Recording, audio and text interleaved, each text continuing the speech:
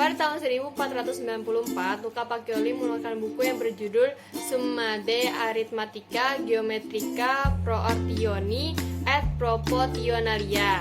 Dalam buku tersebut terdapat subjudul Tractus de Computies et Scriptoris. Ia mengajarkan tentang sistem pembukuan berpasangan. Subjudul inilah yang menjadi cikal bakal munculnya akuntansi. Setahun setelah buku tersebut dipublikasikan, akuntansi mulai dipakai di negara Italia. Seiring berjalannya waktu, akuntansi diakui sebagai disiplin ilmu tersendiri. Setelah Perang Dunia Kedua, pengaruh akuntansi mulai terasa di dunia barat. Di banyak negara, akuntansi merupakan masalah nasional dengan standar dan praktek nasional yang melekat erat dengan hukum dan aturan profesional. Dari sistem ini, pembukuan dan laporan keuangan dapat tersusun secara sistematis dan terpadu, karena dapat menggambarkan laba, rugi, kekayaan, dan hak milik perusahaan. Selanjutnya, sistem akuntansi diberi nama sesuai dengan nama orang yang mengembangkannya atau dari nama negara masing-masing. Seperti misalnya sistem Anglo-Saxon di Amerika Serikat dan Inggris, serta sistem kontinental di Belanda.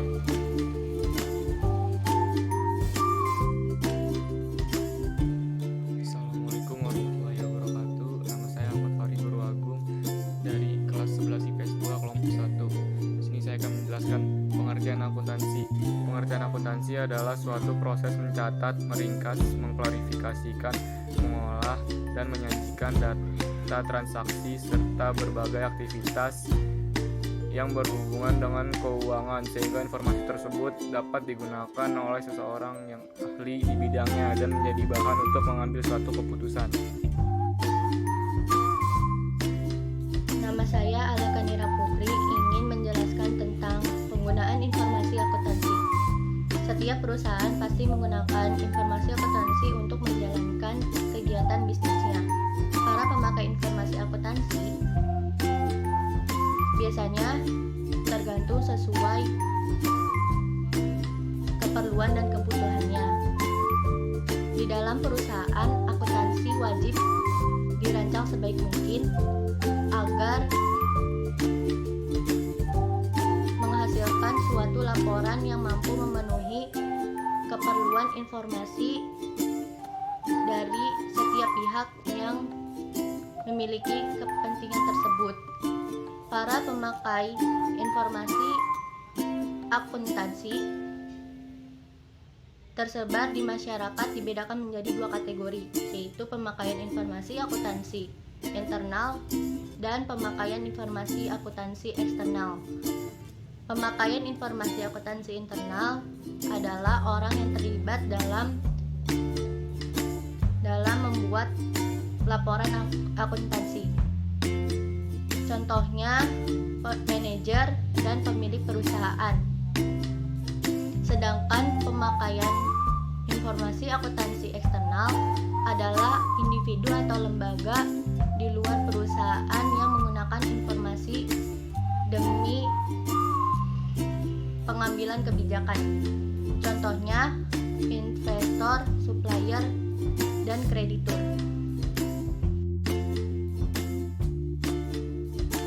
Assalamualaikum warahmatullahi wabarakatuh. Nama saya Ananda Nicola dari kelas 12 IPS 2 dari kelompok 1. Saya akan menjelaskan mengetahui secara lengkap karakteristik kualitas informasi akuntansi, pengertian dan fungsi kualitas informasi akuntansi dalam menyajikan atau menyampaikan informasi kepada berbagai pihak seperti yang telah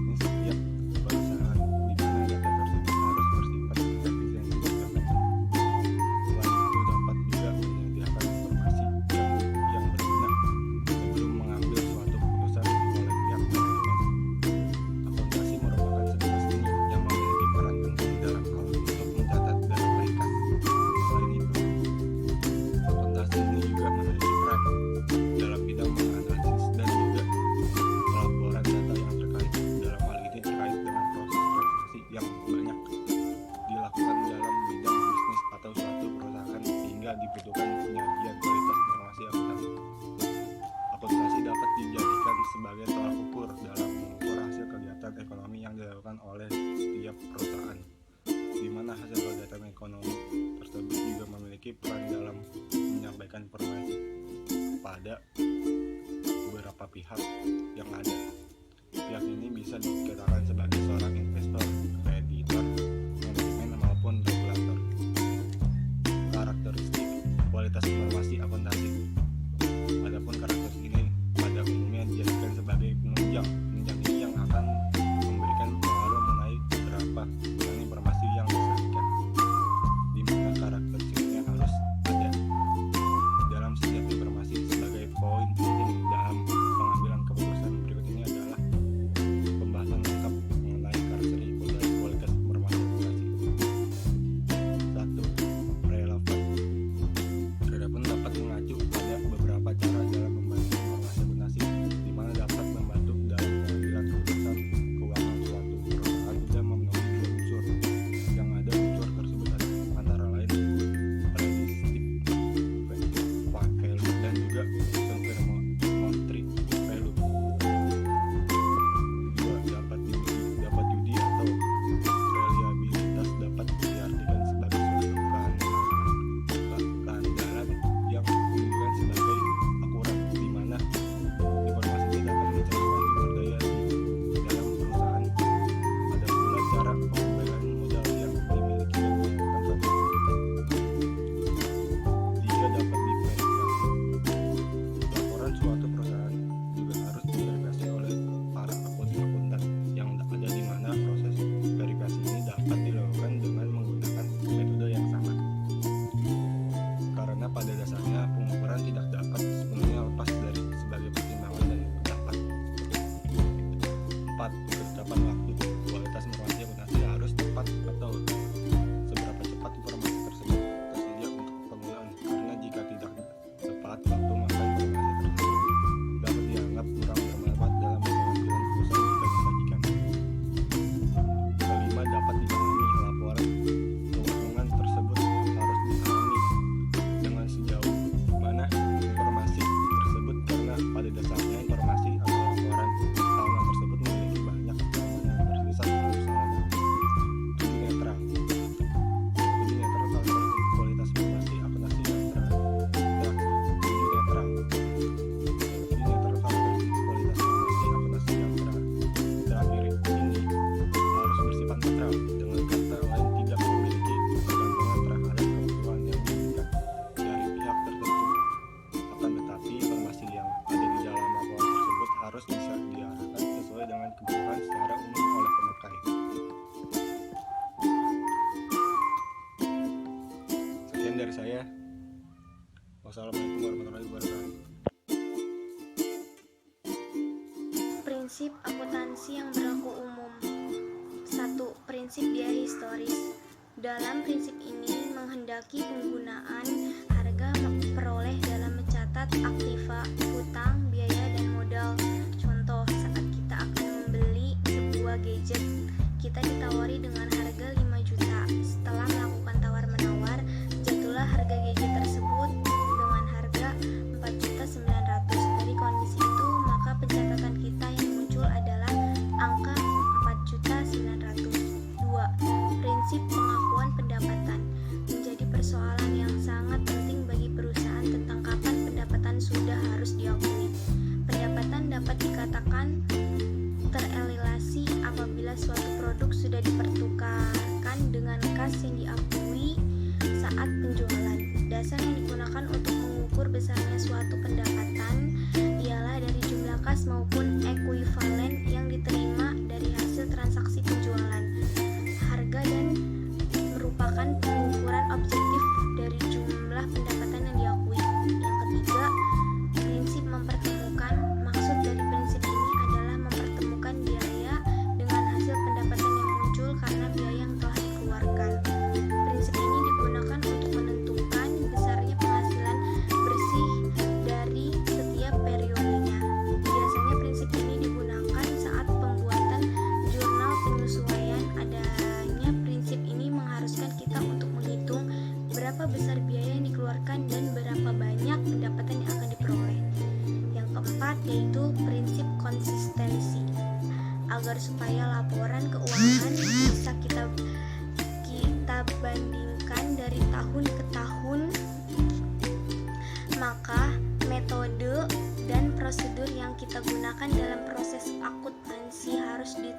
secara konsisten dari tahun ke tahunnya. Yang kelima itu prinsip pengungkapan lengkap. Prinsip ini ialah menyajikan sebuah informasi lengkap dalam sebuah laporan keuangan. Prinsip ini sangat diperlukan karena hanya melalui laporan keuanganlah kita bisa tahu kondisi dari suatu perusahaan dan mengambil suatu keputusan dari perusahaan tersebut. Jika informasi yang disajikan tidak lengkap, maka hal tersebut akan dapat menyesat pemakaiannya. Yang keenam yaitu prinsip kesinambungan usaha. Prinsip kesinambungan usaha menganggap bahwa sebuah entitas usaha akan beroperasi dengan usaha menganggap bahwa sebuah entitas usaha akan beroperasi terus-menerus dan berkesinambungan karena memang tidak ada perusahaan yang menginginkan usahanya akan berhenti di tengah jalan kecuali terjadi peristiwa tertentu, misalnya yaitu bencana alam. Yang ketujuh, prinsip materialitas. Prinsip materialitas adalah prinsip yang mengakui adanya pengukuran dan pencatatan akuntansi secara material atau bernilai. Bernilai dalam arti bernilai nominal dan bisa dijual. Jika tidak material, maka tidak perlu dinilai dan diakui. Yang kedelapan yaitu prinsip satuan moneter. Prinsip satuan moneter adalah pencatatan transaksi keuangan harus dinyatakan dalam bentuk mata uang tanpa melibatkan faktor-faktor non-kuantif. Contoh faktor non-kuantif ini seperti prestasi, mutu kinerja, strategi usaha, dan sebagainya. Yang kesembilan itu prinsip-prinsip akuntansi. Prinsip periode akuntansi disebut juga prinsip kurun waktu. Arti prinsip ini adalah penilaian dan pelaporan keuangan entitas usaha dibatasi oleh periode waktu tertentu. Prinsip ini bertujuan untuk menghasilkan informasi keuangan yang terukur. Yang ke-10 yaitu prinsip entitas ekonomi.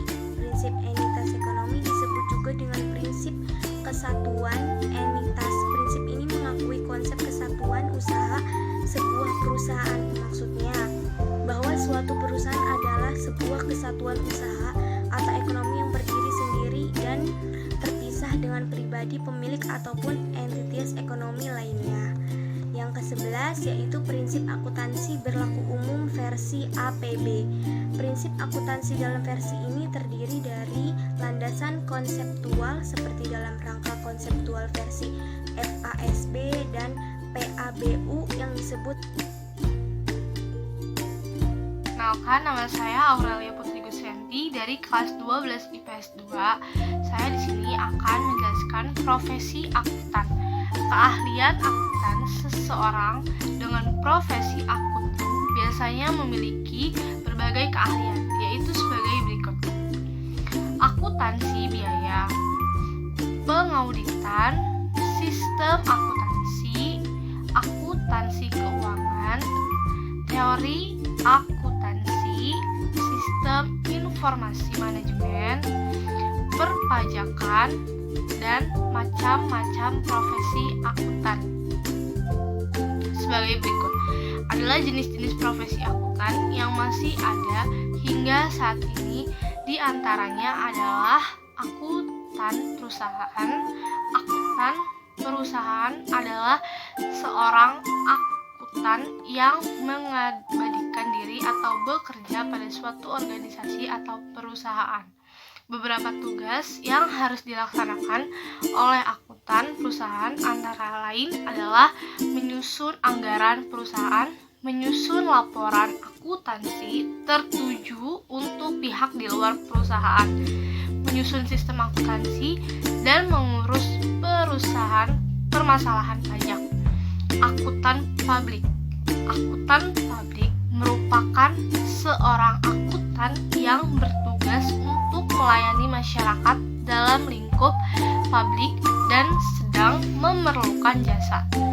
Akuntan beberapa pekerjaan yang harus dilakukan oleh akuntan publik antara lain adalah memeriksa laporan keuangan, menyusun sistem akuntansi dan jasa lainnya secara independen.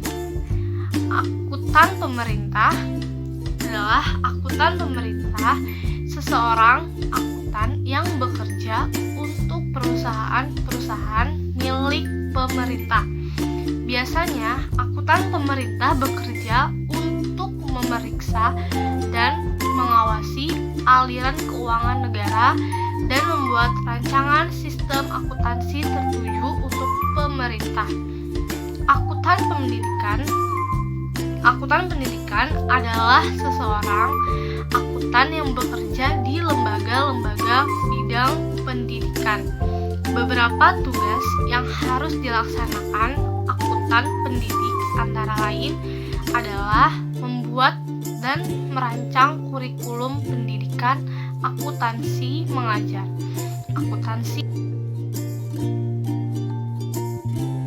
Etika profesi akuntansi.